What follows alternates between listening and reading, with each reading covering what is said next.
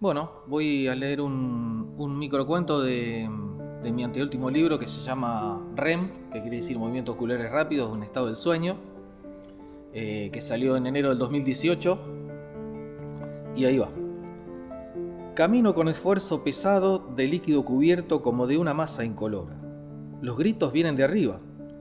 Tardan en llegar a mi mente como si mis orejas sostuvieran un par de resortes largos de plástico que retienen el sonido en cada vuelta y lo atrasan. De mis labios sale el sonido de los Citroën viejos, en el momento en que libran la tercera marcha, con burbujas de sonido de motor flojo.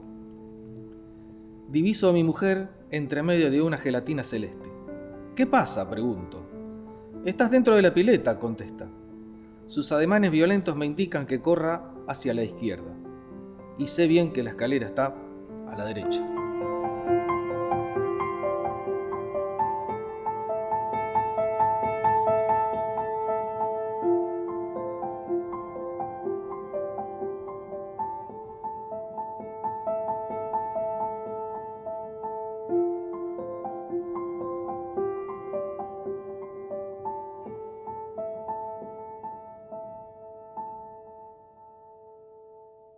Bueno, mi lugar de origen se divide en dos partes.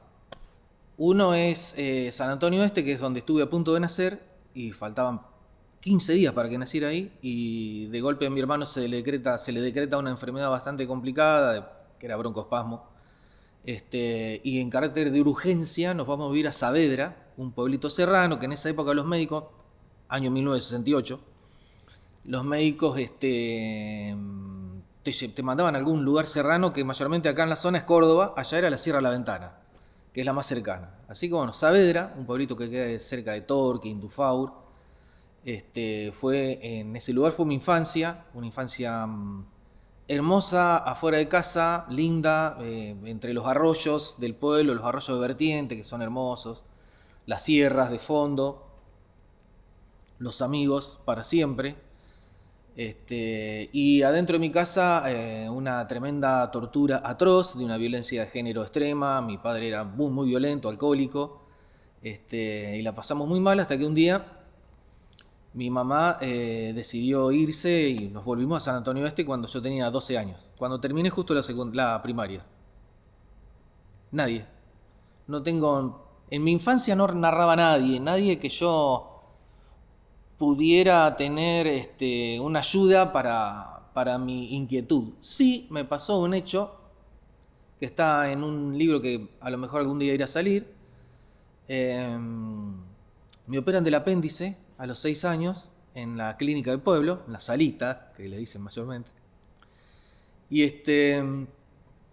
y mi tía, la hermana de mi papá, me lleva de regalo Las Mil y Una Noches, donde tenía 3 cuentos: Alí Baba y los 40 ladrones, Sinbad el marino y Aladín, el de la lámpara.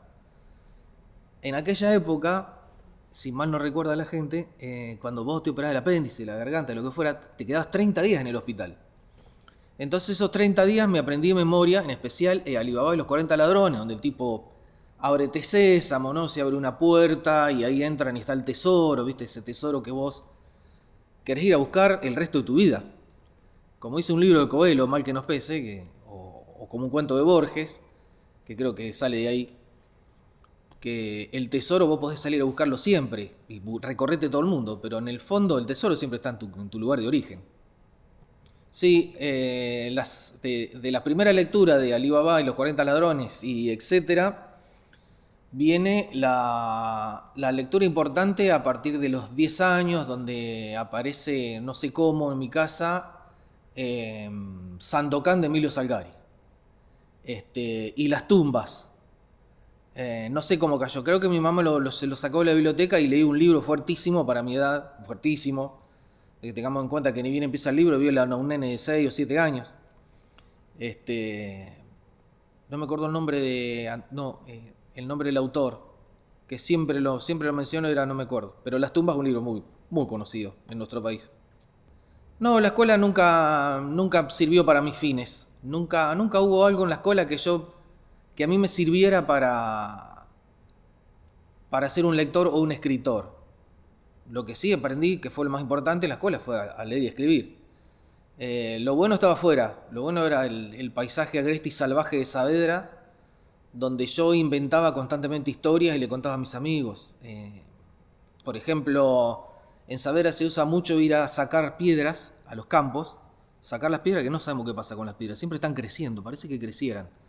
Entonces, se llamaba ir a juntar piedra y te pagaba, el dueño del campo te pagaba. Se juntaba piedras, se ponía un mojoncito de piedras, y entonces yo les contaba que esas piedras estaban vivas, que una piedra hablaba con la otra, que el pasto les hablaba a las piedras. Digamos que soy escritor desde que nací, o sea, soy inventor de historias desde que nací, más o menos. La escritura siempre estuvo, aparece en un cuento inicial sobre unas hormigas que hablaban con otros insectos, y mi papá me dijo, palabras literales, que iba a ser homosexual si seguía escribiendo sobre eso, ¿no? Esa fue la primera. La segunda fue cuando estaba en la Armada, estuve en la Armada 5 años, donde escribí nuevamente, y ahí nadie me dijo nada porque no había nadie que te dijera nada. Esas fueron las dos iniciales. Y la tercera fue cuando en el año 98, cuando empecé a escribir en serio, y ya ahí no paré nunca más hasta hoy. Cuando empecé a escribir me di cuenta que toda la vida tendría que haberlo hecho. Me acuerdo en mi trabajo, bueno, soy peluquero, trabajo en una peluquería. Tengo 2 o 3 amigos con los que hablo, pero mayormente voy descargando, dosificando entre medio de las clientas mis situaciones. Me acuerdo el momento en que empiezo en un taller literario con Alma Maritano en el 98, la alegría de sentirme con otros escritores, la liberación de endorfinas, el hecho de escribir y sentirte apoyado, fue algo que no paré de contarles a mis clientas durante todo el año prácticamente. Y ahí me di cuenta, me di cuenta con los años, pero desde ese momento inicial te das cuenta que había algo que siempre estaba en vos y que no hacía falta más que sacar la lapicera y ponerte a escribir. Y la hoja, entre otras cosas, ¿no? Preferentemente. Mi momento de la escritura son los momentos de la escritura, en tanto en cuanto se me permita el tiempo libre para hacerlo. O sea, me voy a las 7 de la mañana a mi peluquería y escribo hasta las 9 cuando abro. Escribo o leo, alternativamente. Cierro a las 12 y entre las 12 y las 15 nuevamente escribo. Ahora lo estoy subdividiendo porque es nuevo esto, lo estoy haciendo hace más o menos 6 meses. Leo a la mañana y escribo a la tarde. O a la mañana hago algo mucho más fácil, que es las crónicas. Hago crónicas para revistas, para diarios. Ese es un trabajo que me resulta re fácil, que no es como el proceso de la escritura. Y el tema de la escritura siempre me llevé muy bien en un sistema de anillado. O sea, hago un anillado sobre las primeras 20 páginas del proyecto que tengo en ese momento, pongámosle una novela o un libro de cuentos. Lo anillo y lo voy corrigiendo. Y dejo, hago siempre a una sola cara la hoja, porque cuando la doy vuelta, ahí hago todas las anotaciones, ¿no? Esas anotaciones, cuando termino completamente el libro, pasan a la computadora. Vuelvo a imprimir, vuelvo a anillar, y así es un proceso que dura 1 año, 2, 3, dependiendo de del tiempo que lleve la novela. Y ahí te estoy diciendo las dos cosas, hago tanto manual, que es el hecho de escribir en forma manual, es un hecho que tiene que ver con nuestra generación, ¿no? Con una generación que aprendió a leer y escribir escribiendo manualmente. Las nuevas generaciones no lo conciben prácticamente, lo hacen todo a computadora o celular incluso. Leen, van a los eventos de poesía o de narrativa leyendo el celular. Me parece genial. A mí me cuesta, pero hay que deconstruirse. Mi proceso de escritura se activa a través de las palabras. De hecho, casi toda mi obra tiene que ver con una oralidad que nebulosamente pasa entre casi toda la obra. En muchas oportunidades escucho a una cliente decir algo y casi seguro que voy corriendo a anotarlo. Casi siempre tengo unos post-it, esos cositos que vas despegando, donde escribo algo. Por ejemplo, he sacado personajes de clientas que hablan en antiguo, ¿viste? La clienta dice, mira cómo se da dique, por ejemplo. Una frase como es, dique, es algo que no existe más, ¿no? Y el otro modus operandi es a través de sueños. Tengo un fluido, o un extremo fluir de la conciencia cuando duermo, con el cual hemos trabajado mucho con Beatriz Viñoli, el tema de los sueños. Beatriz Viñoli lo ha utilizado más para la parte literal, para lo que es el trabajo en sí del sueño, y yo lo utilicé para escribir. Son grandes ideas. Me he visto, por ejemplo, bajando metros de tierra para construir una bomba, y yo era un nazi que hablaba alemán perfecto. Me encontré en el séptimo círculo de Dante, preguntando una cosa y otra, por qué se lo prendía en fuego, aquel porque estaba en el río, de sangre hirviendo. He hablado con la Virgen muchas veces, con la Virgen María, que le dicen la Virgen María, y todo eso me ha servido para producir eso y cientos de miles, inimaginables situaciones que me han servido para agregar cosas muy locas, muy salidas de decir, ¿cómo se le ocurrió esto? Que tienen que ver con los sueños. Maestros tuve muchos, de forma aleatoria. El primero fue Franz Kafka. Haberlo leído me sirvió mucho porque él es un navegante de sueños, o lo fue. Una gran maestra con la que convivo asiduamente es Beatriz Viñoli. Tuve una clase muy linda con Leopoldo Brizuela durante 2 años en Buenos Aires, en Casa de Letras, un curso de narrativa. Damián Ríos me ayudó muchísimo con mi primera novela. Hubo muchos maestros, y hubo muchos con los que hablo constantemente, que son maestros de la vida, ponele, amigos, que de una forma u otra te nutren para poder agregar alguna cosa a tu escritura, o te nutren para continuar la vida que estamos viviendo, ¿no? O el resto de lo que nos quede. La formación de un escritor es específicamente leyendo. Afirmarte a través de la lectura o a través de los escritores que han escrito algo y donde vos te sientas identificado. Y después están aquellos otros en los cuales también me identifico, es haber escrito de una sin haber leído. Haber escrito porque nacía en vos, porque había algo que salía mucho más fuerte que cualquier otra cosa. Ni siquiera el hecho de tener hijos, ni siquiera el hecho de tener un amor, ni siquiera... El hecho de escribir es único, es un placer único, irrepetible, cientos de adjetivos para eso. Para mí haber escrito de arranque, porque sí, cometiendo miles de millones de errores, pero de una, haber largado ahí a donde sea, lo que escribiste, no pensando que te lo van a leer, pero desde chiquito escribir, porque no encontraba otra forma de... Y después, bueno, la lectura sin duda que afianza, afirma, y el apoyo de los escritores mencionados anteriormente, ¿no? La literatura que me da placer, libero endorfinas constantemente, tanto escribiendo como leyendo. El placer de la escritura me es mucho más fuerte que el de la lectura. Leer un libro inicial es encontrar las primeras marcas en las primeras 10 páginas y saber si lo vas a seguir leyendo o no. En cambio, escribir es, que es lo que digo siempre, estás en el medio del mar, donde yo navegué mucho tiempo, y estás predispuesto o esperando que pase cualquier cosa.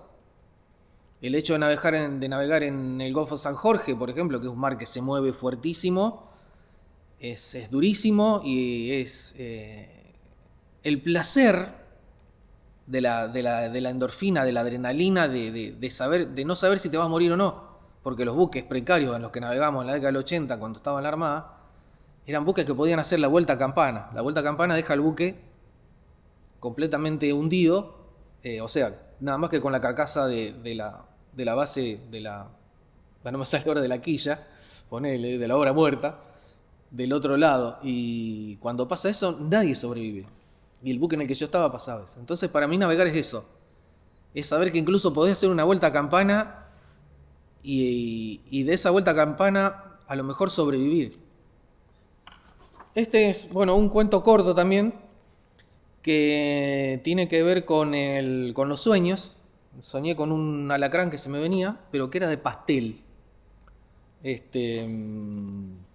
Y tiene que ver con mi próximo libro, que algún día irá a salir, que se va a llamar Sin novedades al frente, que es una frase militar, que es, la sigla es S/N. Al principio pensaba eso, pero también ahora estoy pensando en ponerle fase 4, que también es un estado de sueño. El cuento se llama Caramelizado. Otra vez vino a visitarme el alacrán pastel. Lo noto más gordo que la semana pasada y su relleno de dulce de batata es tentador. A veces cambia a dulce de membrillo y le pido que venga de batata porque el bordó se parece a la sangre. Tras sus pasos, su piel ocre despide, como resquebrajándose, restos de hojaldre. Voy detrás de él levantando sus hojas de dulce de masa para llevarlas a mi boca. Sabe que su pasta es de las más ricas del ambiente, por lo bien amasada que luce.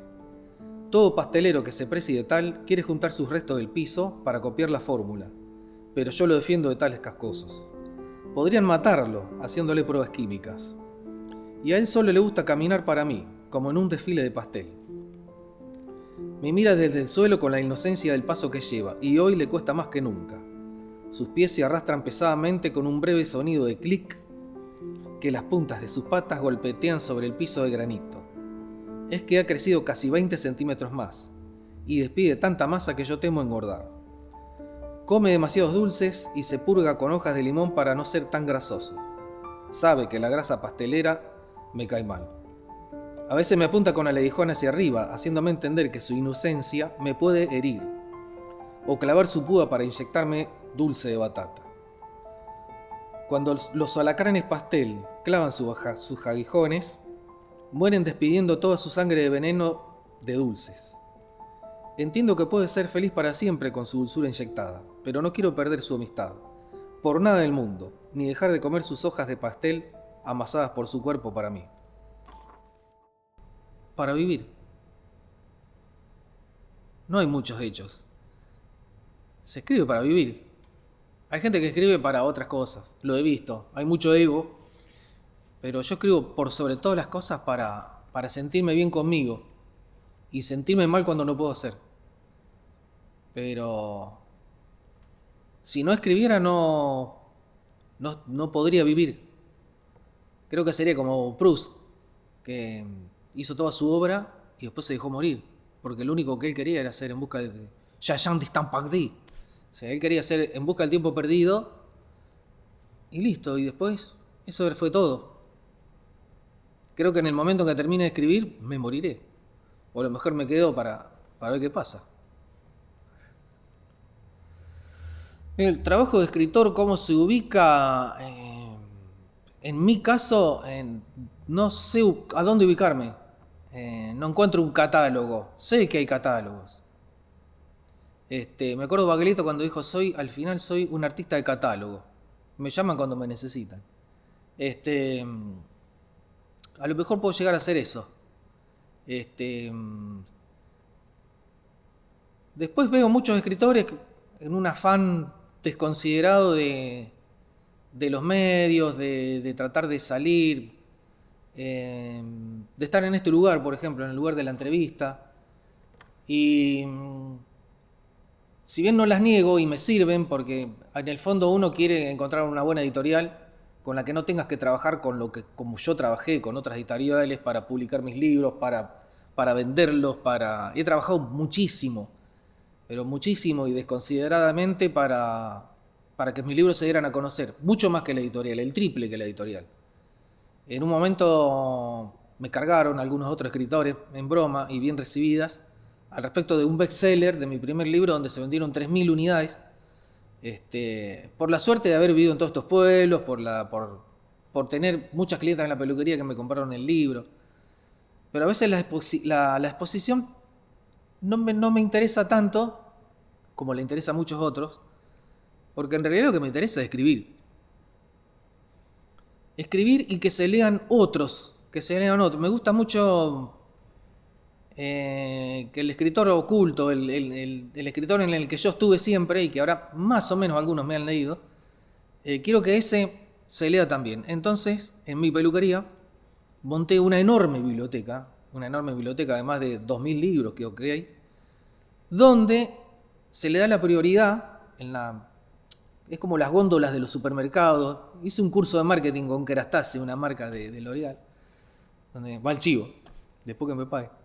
donde te dicen dónde ubicar en determinados lugares el cliente dónde va a dirigir su primera visión. Y casi siempre es el lado izquierdo del segundo estante, ni el primero ni el último, el segundo, el del medio. Entonces ahí pongo a todos los escritores que casi nadie conoce. En este momento ahí adelante del todo están los de Editorial Biblioteca, que son escritores emergentes, algunos, que es de la Biblioteca La Vigil de Rosario, la Editorial Casagrande, con muchísima cantidad de escritores. Hay muchísimas. Palabrava, una editorial de Santa Fe, que me están viendo sus libros. Se ha generado algo que se descubre a diario en la promoción de escritores. Y eso me ha hecho sentir mucho mejor del carácter individualista del escritor, donde está solo, donde en esos momentos de la peluquería, donde yo me guardo, donde no quiero que suene el teléfono para poder escribir, he podido expandirme, pero no por mí, sino para el otro. Que eso me gusta mucho más. Promocionar al otro escritor me gusta mucho más que promocionarme a mí. Que inconscientemente estoy seguro que me estoy promocionando yo también, porque yo hablo con primera persona del otro escritor.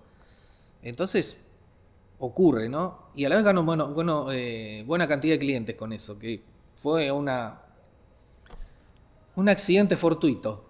Y creo que en eso está cifrado mucho mi intención como escritor y como lector. Lamento haberme olvidado o haber mencionado más que 2 o 3 editoriales, pero hay muchísimas que llegan a diario. Últimamente se abrió la puerta de Buenos Aires, donde hay cerca de 5 o 6 escritoras, casi todas han sido mujeres, que me enviaron sus libros para que se lean en la peluquería, porque no es que solamente se promociona el libro del escritor o escritora, sino que a su vez hay cientos de clientas que se sientan en unas mesas que organizamos hoy tipo bar, a la que le alcanzamos un café y mientras le toman la tintura está leyendo el libro de un escritor. Y casualmente los míos no están en esa biblioteca porque ya las cansé anteriormente, ¿no? Bueno, pasa muy seguido en mi peluquería que mis clientas me digan, qué lindo hobby que tenés. Y a lo que aclaro enseguida, sin ofenderme, que la escritura es un trabajo tremendo y que agota tanto como trabajar cortando el cabello o más. Lo comprobé en los 40 días de cuarentena, donde me dediqué por primera vez en mi vida a escribir y a vivir de escritor. Entonces había regularizado ciertos horarios donde me dedicaba nada más que a escribir y agota. O sea que es un trabajo, escribir es un trabajo, definitivamente es un trabajo que agota.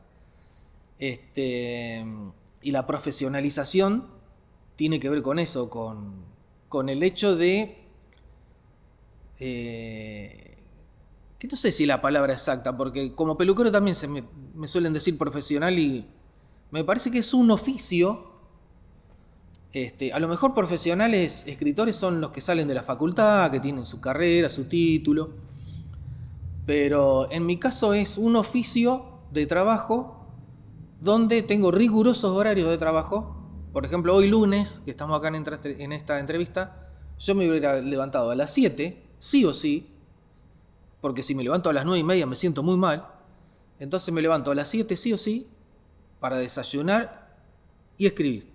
O sea, releer constantemente, corregir, releer, escribir, que eso me produce un placer y una satisfacción implacables. Y después puedo hacer el resto, después pueden venir mis hijas si quieren, después puede venir mi compañera, después podemos almorzar, pero si no estuve haciendo eso, me está faltando una mitad de la vida.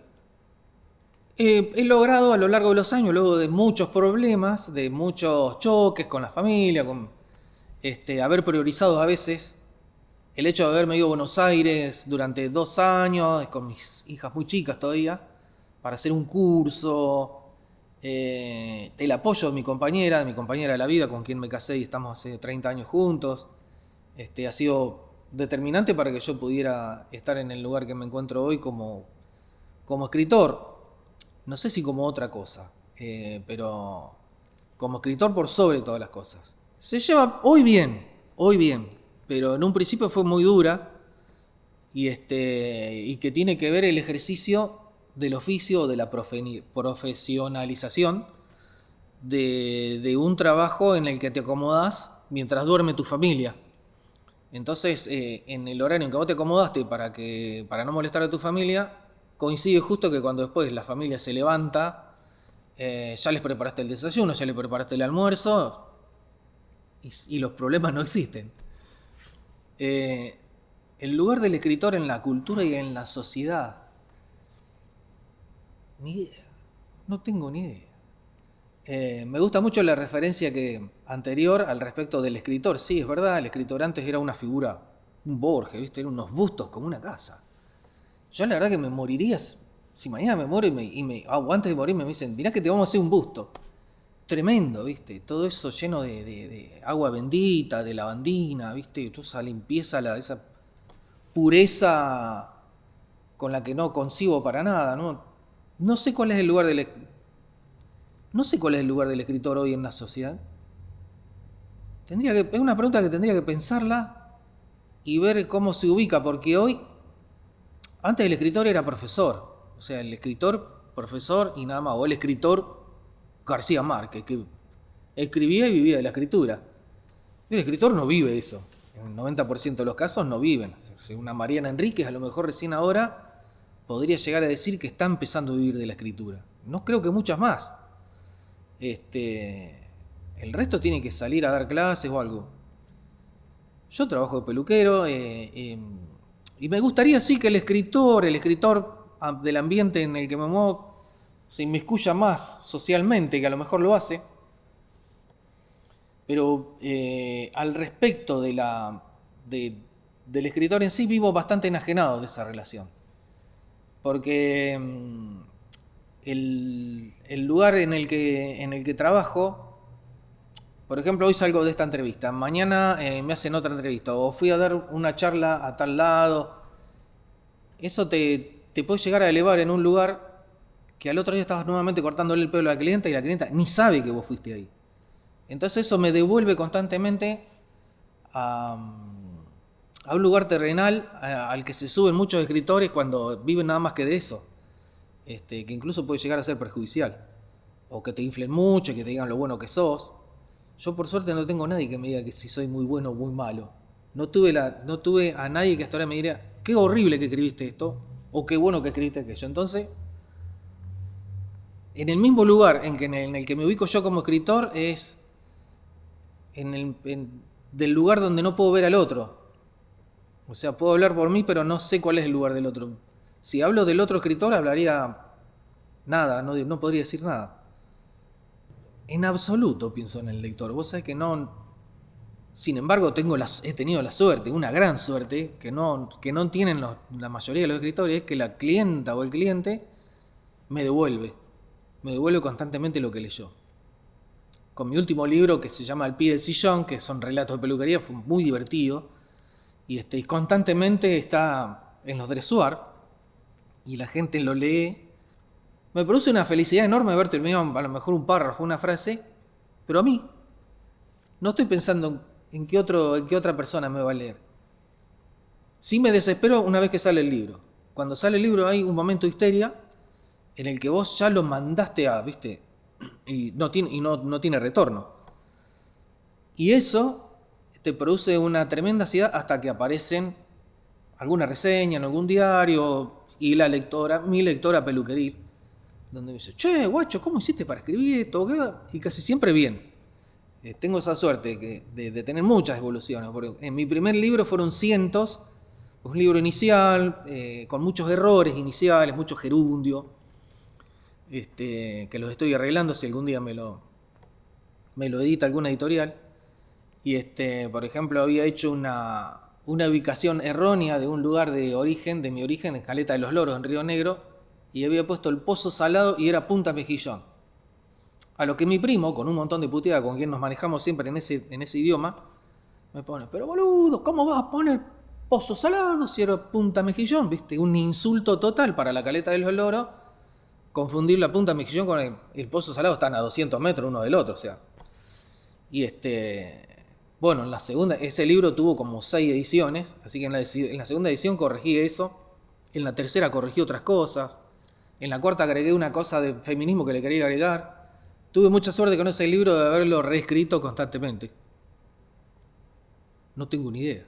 Afuera de la lengua, nos hemos construido estos últimos 1000 años, 2000, 5000 años, con la lengua. Pensás con la lengua. El hecho mecánico de leer, que a mí me cuesta a veces, es todo con la lengua. O sea, no sé si hay otra cosa atrás. A no ser que, bueno, que se caiga la luna en la Tierra y la nueva humanidad que venga hable con otro tipo de transmisión. Severo. Como lector soy muy severo. Muy crítico. Soy durísimo con todos mis camaradas, a los que no le digo nada, por supuesto. Y los disfruto mucho a la vez. Pero leer a un amigo es corregirlo, es buscar leer a alguien que te trajo su libro, a mi biblioteca peluqueril, es también buscar algo para corregirla y a la vez buscar algo para reseñarla, para felicitarla por su nuevo libro. Pero inicialmente en la primera página de cualquier libro soy durísimo. Me pasa con Onetti, con El Único, que no le entras ni en la primera página, ni en la segunda, ni en la tercera, entonces no puedes ser severo, porque no hay forma de entrarle hasta que agarrás la sintonía en la página 30 recién. Es un escritor muy difícil para mí, que sin embargo lo disfruto mucho leyendo. Sí, escribir me ha hecho mejor persona. Escribir me salvó. Y escribir me ayudó a hablar mejor con el resto de la gente. Me salvó porque con todo el bagaje anterior de una violencia de género muy fuerte en mi casa, el hecho de salir de esa tremenda ignorancia siempre fue una pulsión directa a escribir, directa a nutrirme para no repetir eso que había pasado en mi casa. El hecho de haber escrito todo eso que me pasó en mi casa, a mí me salvó y me ayudó a ser mejor persona y a mejorarme a diario recordando eso. Pero con una psicóloga hicimos toda una teoría que ella quiere hacer un trabajo al respecto de lo que le cuento o le conté en su momento de lo que yo había hecho con la escritura inicial mía, que fue en mi primer libro de terminación, donde cuento mi paso por la Armada, que fue muy violento, y mi paso por mi familia, mis primeros 10, 12 años, que también fui muy violenta. El hecho de escribirla, yo le decía que lo escribía y a la vez como que caía una ceniza que quedaba en el fondo de mi estómago bien pisada como para no reactivarla. O sea, el hecho de ser ceniza ya no hay forma que vuelva a ser fuego. Entonces tengo esa ceniza ahí, que si en algún momento como alguna cosa y me agarra una acidez medio fea, se reactive con el fuego de la acidez, ¿no? Pero que por suerte no me pasa ni seguido ni a diario, a no ser que me encuentre con alguien relacionado con mi familia materna, con la que suelen moverse algunas cosas. Entonces, bueno, el hecho de estar acá en Rosario y que mi familia materna esté en Río Negro es un hecho determinante y significativo. Bueno, el movimiento cultural de escritores en Rosario y en la provincia de Santa Fe en este momento está en una situación de efervescencia muy linda, donde se han dado a conocer muchos escritores, donde se los ha publicado muchísimo y donde el Ministerio de Cultura nos está dando una mano enorme. Yo por lo menos lo puedo decir. A mí me tocó haber recibido un homenaje hace poco a la trayectoria, donde fui agasajado por algo inesperado. Y hay otro montón de escritores emergentes que están saliendo y hubo un cambio rotundo en el Ministerio de Cultura. Yo no sé si lo que estoy diciendo es político o no, pero yo veo una mejor movilización a través de una chica que se llama Carla Sacani, que trabaja muchísimo y a destajo, a través de Launch y ahora no me acuerdo este nombre de este que fue Armentani, Javier Armentano, que están agilizando muchísimo, están moviendo muchísimo. Dante Taparelli, como secretario de Cultura. Hay algo muy lindo que está pasando, pese a la pandemia, que cuando esto termine, creo que nos va a unir muchísimo a todos. Siempre soy iluso con esto, pero creo que hay una muy nueva y buena oportunidad para todos los gestores de cultura y los escritores, poetas, narradores y el resto de la cultura también, artistas, músicos. Algo muy bueno se está haciendo. Bueno, la biblioteca está armada con una prioridad. La biblioteca de mi peluquería está armada con una prioridad. Los escritores rosarinos, por sobre todas las cosas. Que está en el sector de la góndola, digamos, donde el cliente va a mirar primero ese sector. Con todas las editoriales rosarinas que ahora están ocupando un segundo estante. Después arriba puse los internacionales, los escritores que a mí me gustaron mucho, como Sándor Márai, García Márquez, Vargas Llosa, Philip Dick, Sunichiro Tanizaki, libros que a mí me han gustado mucho, que están en mi biblioteca aburridos, durmiéndose, que ya los leí. La colección completa de Saramago, por ejemplo. Y abajo del todo de la biblioteca están todos los bestsellers. Y después tengo el de este psicólogo, que ahora me voy a olvidar el nombre, por supuesto. De ese tengo muchísimos libros, que es un flaco que trabajaba en Página 12, no me puedo acordar el nombre ahora. Bueno, ese están casi todos los de Suar. Es el que más leen. Casi todas. Y están los libros tanto ubicados en la biblioteca, como en las mesas de bar, como en todos los dressoirs. Mi peluquería tiene 11 dressoirs. O sea, 11 lugares donde cada clienta se ubica. Y ahí hay siempre entre 5 y 8 libros en cada dressoir.